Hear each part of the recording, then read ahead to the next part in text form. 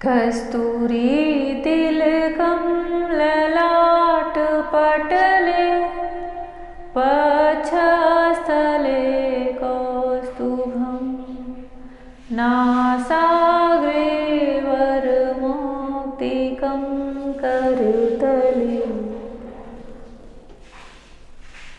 वेणुकरे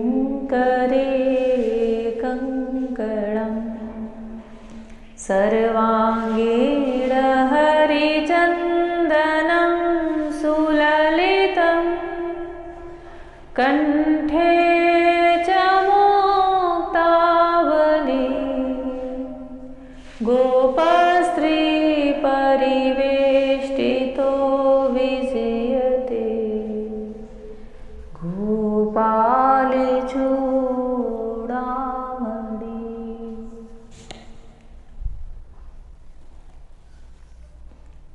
गोपाल चूड़ामणि।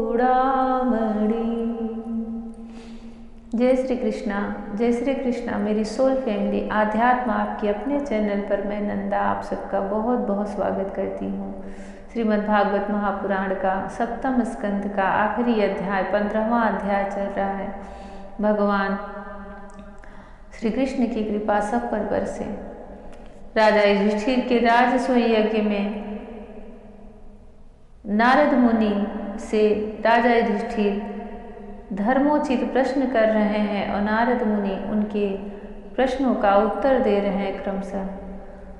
युधिष्ठिर पूछते हैं गृहस्थों के लिए मोक्ष धर्म का वर्णन कीजिए। नारद जी कहते हैं युधिष्ठिर, कुछ ब्राह्मणों की निष्ठा कर्म में, कुछ की तपस्या में, कुछ की वेदों के स्वाध्याय और प्रवचन में,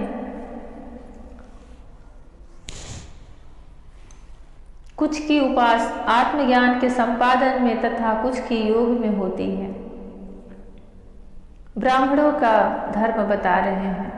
गृहस्थ पुरुष को चाहिए कि श्राद्ध अथवा देव पूजा के अवसर पर अपने कर्म का अक्षय फल प्राप्त करने के लिए ज्ञाननिष्ठ पुरुष को ही हव्य कव्य का दान करे। यदि वह न मिले तो योगी प्रवचनकार आदि को यथायोग्य और यथाक्रम देना चाहिए।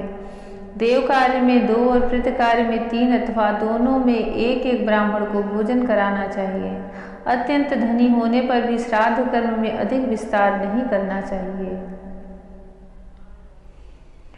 क्योंकि सगे संबंधी आदि स्वजनों को देने से और विस्तार करने से देश कालोचित श्रद्धा, पदार्थ, पात्र और पूजन आदि ठीक ठीक नहीं हो पाते। देश और काल के प्राप्त होने पर ऋषि मुनियों के भोजन करने योग्य शुद्ध हविष्यान्न भगवान को भोग लगाकर श्रद्धा से विधि पूर्वक योग्य पात्र को देना चाहिए।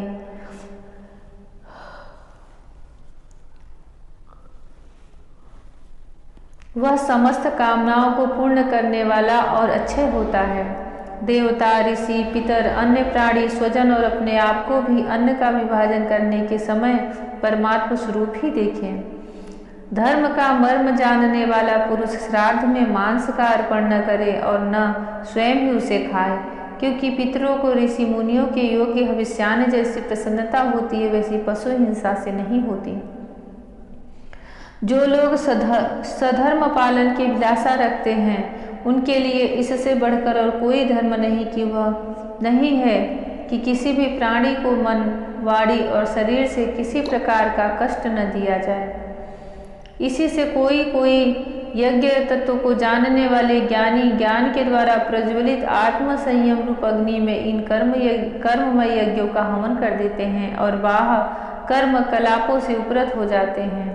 जब कोई इन द्रव्यमय यज्ञों से यजन करना चाहता है तब सभी प्राणी डर जाते हैं। वे सोचते हैं कि यह अपने प्राणों का पोषण करने वाला निर्दयी मूर्ख मुझे अवश्य मार डालेगा। इसलिए धर्मज्ञ मनुष्य को यही उचित है कि प्रतिदिन प्रारब्ध के द्वारा प्राप्त मुनि जनोचित हविष्यान्न से ही अपने नित्य नैमित्तिक कर्म करे तथा उसी से सर्वदा संतुष्ट रहे। अधर्म की 5 शाखाएं हैं: विधर्म, परधर्म, आभास, उपमा और छल। धर्मज्ञ पुरुष अधर्म के समान इनका भी त्याग कर दे। जिस कार्य को धर्म बुद्धि से करने पर भी अपने धर्म में बाधा पड़े वह विधर्म है। जिस कार्य को धर्म बुद्धि से करने पर भी अपने धर्म में बाधा पड़े वह विधर्म है। किसी अन्य के द्वारा अन्य पुरुष के लिए उपदेश किया हुआ पर धर्म है। पाखंड या दंभ का नाम उपधर्म अथवा उपमा है। शास्त्र के वचनों का दूसरे प्रकार का अर्थ कर देना छल है। मनुष्य अपने आश्रम के विपरीत स्वेच्छा से जिसे धर्म मान लेता है वह आभास है। अपने अपने स्वभाव के अनुकूल जो वर्णाश्रमोचित धर्म है वे भला किसे शांति नहीं देते। धर्मात्मा पुरुष निर्धन होने पर भी धर्म के लिए अथवा शरीर निर्वाह के लिए धन प्राप्त करने की चेष्टा न करे, क्योंकि जैसे बिना किसी प्रकार की चेष्टा किए अजगर की जीविका चलती ही है, वैसे ही निवृत्ति परायण पुरुष की निवृत्ति ही उसकी जीविका का निर्वाह कर देती है। जो सुख अपनी आत्मा में रमण करने वाले निष्क्रिय संतोषी पुरुष को मिलता है वह उस मनुष्य को भला कैसे मिल सकता है जो कामना और लोभ से धन के लिए हाय हाय करता हुआ इधर उधर दौड़ता फिरता है। जैसे पैरों में जूता पहनकर चलने वाले को कंकड़ और कांटों से कोई डर नहीं होता, वैसे ही जिनके मन में संतोष है उसके लिए सर्वदा और सब कहीं सुख ही सुख है, दुख है ही नहीं। युधिष्ठिर, न जाने क्यों मनुष्य केवल जल मात्र से ही संतुष्ट रहकर अपने जीवन का निर्वाह नहीं कर लेता, अपितु रसनेन्द्रिय और जनेन्द्रिय के फेर में पड़कर वह बेचारा घर की चौकसी करने वाले कुत्ते के समान हो जाता है। जो ब्राह्मण संतोषी नहीं है, इंद्रियों की लोलुपता के कारण उनके तेज विद्या तपस्या और यश क्षीण हो जाते हैं और वह विवेक भी खो बैठता है। भूख और प्यास मिट जाने पर खाने पीने की कामना का अंत हो जाता है। क्रोध भी अपना अपना काम पूरा करके शांत हो जाता है, परंतु यदि मनुष्य पृथ्वी की समस्त दिशाओं को जीत ले और भोग ले तब भी लोभ का अंत नहीं होता। अनेक विषयों के ज्ञाता शंकाओं का समाधान करके चित्त में शास्त्रोक्त अर्थ को बैठा देने वाले विभत्सनाओं के सभापति बड़े बड़े विध्वत्स भावों के सभापति बड़े बड़े विद्वान भी असंतोष के कारण गिर जाते हैं। कितना सुंदर उपदेश नारद मुनि युधिष्ठिर को दे रहे हैं। धर्मराज, संकल्पों के परित्याग से काम को, कामनाओं के त्याग से क्रोध को।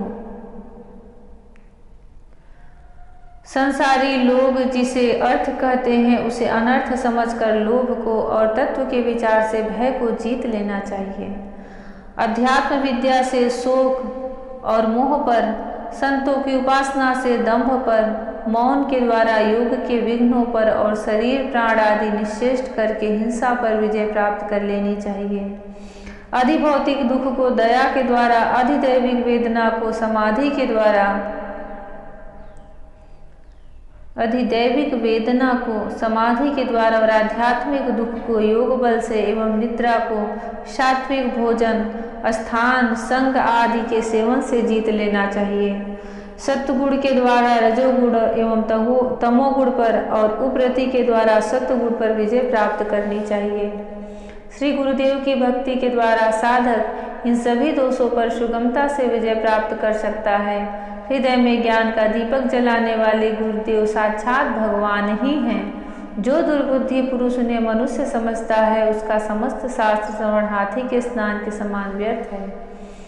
बड़े बड़े योगीश्वर जिनके चरण कमलों का अनुसंधान करते रहते हैं, प्रकृति और पुरुष के अधीश्वर वे स्वयं भगवान ही गुरुदेव के रूप में प्रकट हैं। इन्हें लोग भ्रम से मनुष्य मानते हैं। जय श्री कृष्ण। भगवान श्री कृष्ण के एक एक लीलाओं का स्मरण करते हुए जो श्रीमद् भागवत महापुराण के इन शब्दों को पढ़ते हैं, सुनते हैं, सुनाते हैं, कहते हैं, मनन करते हैं, चिंतन करते हैं, उनके हृदय में श्री कृष्ण वैसे ही आ विराजते हैं जैसे गोपियों के हृदय में। उनके मनः स्थल पर भगवान श्री कृष्ण ऐसे ही प्रकट हो जाते हैं जैसे महारास में भगवान श्री कृष्ण गोपियों के बीच में प्रकट हो गए थे। भगवान श्री कृष्ण हम पर अपनी वह मधुर मुस्कान भरी माधुरी रस बरसाए, हम सबका निर्विघ्न महापुराण दिव्य पुराण पूर्ण कराए। जय श्री कृष्णा। राधे राधे। जय श्री कृष्णा। हरि ओम।